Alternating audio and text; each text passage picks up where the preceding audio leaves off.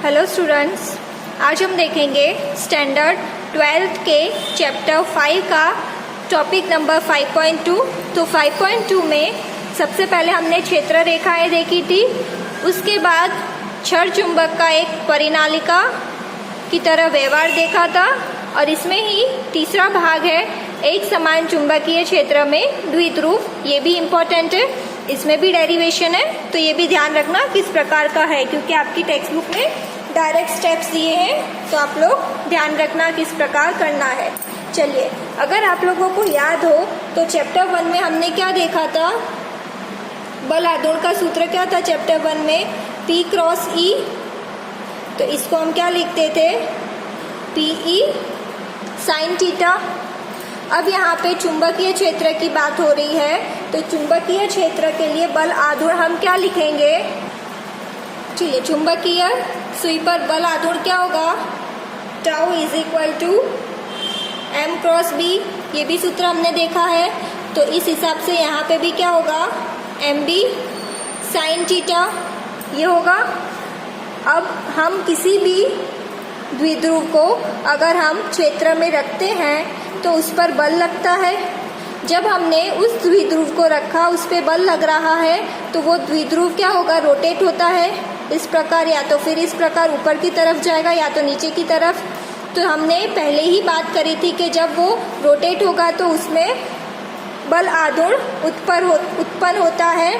तो इस बल आघूर्ण की वजह से दूसरा बल आघूर्ण उत्पन्न होगा जो इस द्विध्रुव को घूमने नहीं देगा। माना कि ये द्विध्रुव इस तरह जा रहा है, तो यहाँ पे भी दूसरा बल आघूर्ण उत्पन्न होगा जो इसको इस तरफ नीचे की ओर ले जाएगा। ठीक है, इसका खुद का बल आघूर्ण ऐसे ले जाएगा और जो दूसरा उत्पन्न होगा वो इस प्रकार जाएगा। तो जो दूसरा बल आघूर्ण उत्पन्न होता है उसको बोलेंगे प्रत्यानयन बल आघूर्ण। तो इसका सूत्र क्या होगा, tau is equal to minus MB sine theta. विरुद्ध दिशा में ले जाएगा इसलिए माइनस है। अब यहाँ पे साइन थीटा छोटा है इसलिए इसको हम थीटा मानते हैं, तो टाउ क्या हो जाएगा, माइनस MB थीटा।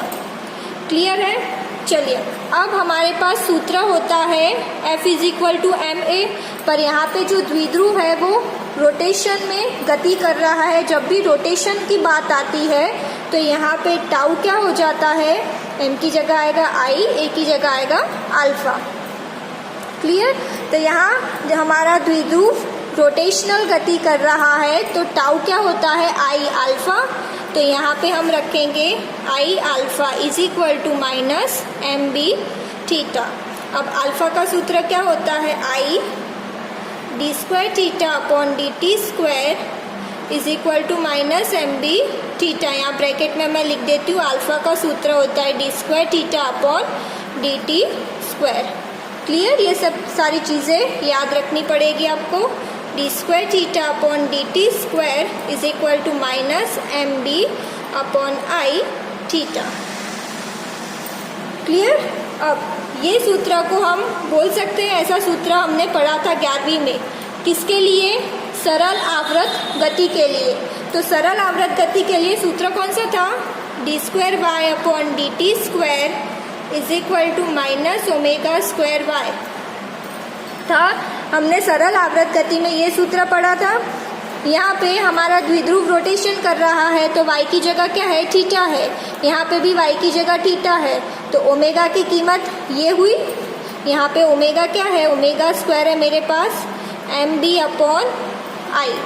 क्लियर। अगर ये दोनों सूत्र को मैं कंपेयर करूँ तो ओमेगा स्क्वायर इतना होगा, तो ओमेगा किसके बराबर होगा, omega is equal to square root MB upon I।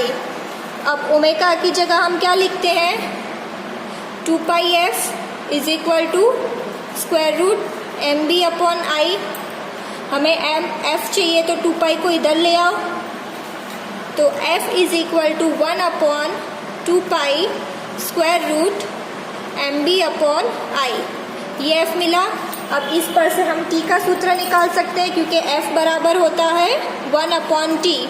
तो F का सूत्र होता है F is equal to 1/t, तो 1/t is equal to 1/2 pi square root mb/i।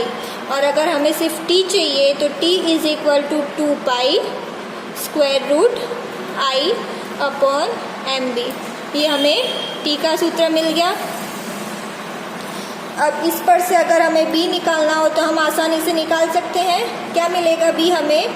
4 pi square i/mt square.